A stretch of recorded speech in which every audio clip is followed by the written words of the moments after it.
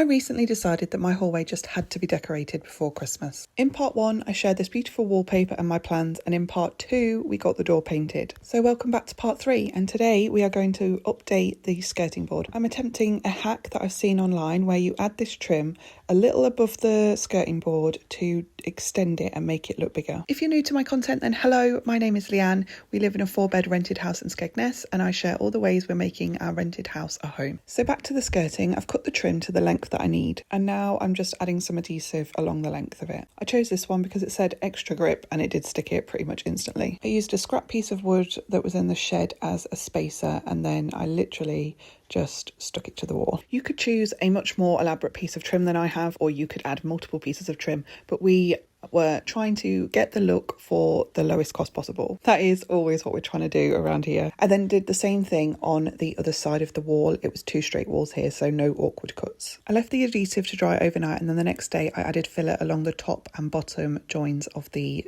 piece of trim. Again, I left this to dry overnight, and then the next day I sanded it so it was nice and smooth and ready for painting. Once you start getting that paint on, you can see it come together. So you're painting from the very top of the piece of trim you've added, the wall in the gap and the skirting, and then it's supposed to, if all goes to plan, look like one cohesive piece of skirting. And this is what it looked like when it was finished. I'm so pleased with how it looks. Here's a little reminder of the before, and then again what it looks like now. Make sure you're following along for part 4 because we finally getting that wallpaper up on the wall. Thanks for watching. Bye.